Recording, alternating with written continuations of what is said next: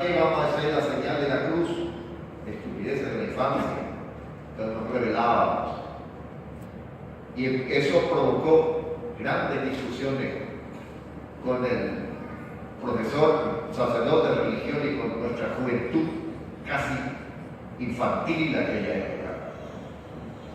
Y nosotros comenzábamos a leer como para contradecir. Qué inocentes éramos, pero qué bueno era que hayamos hecho eso. Entonces comenzamos a aprender de que tenemos que discutir, tenemos que debatir. ¿Quién tiene razón? Posiblemente nadie.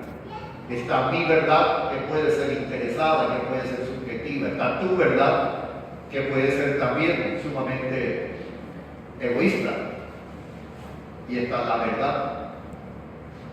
La verdad, no mi verdad ni tu verdad, sino la verdad. Encontrar la verdad. Y a eso nos dedicamos. Eso hace Carrón, que nos presentó hoy ese libro que nos hace Christian Nielsen.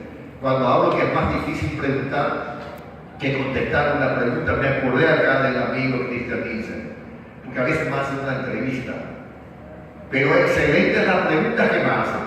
Yo procuro de contestarlo más o menos, pero la calidad de la pregunta que hace ese comunicador, increíble, gran admiración. Y ese fue el motivo que le digo, vos me tenés que presentar el libro. Después Juan María Carrón. Él, yo creo que si no hubiera sido un rebelde con causa, porque escribió un libro, por eso lo sé y porque me habló mucho de eso, un libro, Yo contra el Vaticano, así se titulaba, Yo contra el Vaticano. Él estuvo en el Vaticano. Y yo creo que hubiera sido, si no fuera por esa rebeldía, hoy nuestro cardenal, y a lo mejor nuestro papa, porque tiene las cualidades.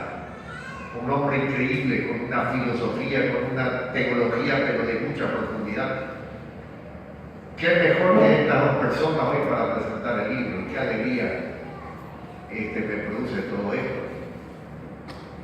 500 años de la Reforma. Qué tiempo, si uno lee y se compenetra esa literatura, toda aquella vez ocurrió.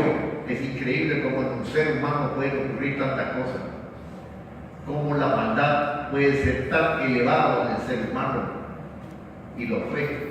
Y quizás en muchos casos lo sigue siendo, y lo fue en aquella época, del convulsionado siglo XVI de la Reforma. La indulgencia, la compra del cielo, el purgatorio, y fundamentalmente lo que más me llamaba la atención era el casamiento, la simbiosis entre los políticos y la Iglesia católica en aquella época. Una unión íntima, inseparable.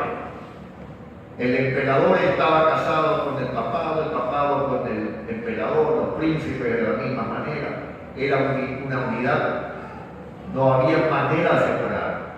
Por lo tanto, a Martín Lutero le ha sido no tan fácil luchar, porque no habría que luchar solamente en Roma con el papado, habría que luchar también con el tema político, que era sumamente fuerte. Época feudal, época de absolutamente un estrecho relacionamiento entre la iglesia y entre esto. ¿Qué lucha? ¿Cuántos muertos también? ¿Qué cantidad? Cuando uno revisa el listado y uno se pregunta al ser humano, ¿qué necesidad tiene de matar? Una cuestión de, cuando al final los dos son cristianos. Los dos son cristianos. Un cristiano no debería ser enemigo de otro cristiano, bajo ningún punto de vista, pero era la época. Y Lutero ya citó los que me antecedieron, el tema de los 95 tesis, que justamente en 1507 los clavó en Wittenberg, en la puerta. Comenzó la revolución, pero no se comenzó incluso poco antes, ya con otros rebeldes, pero en el sentido positivo, rebeldes en el sentido positivo.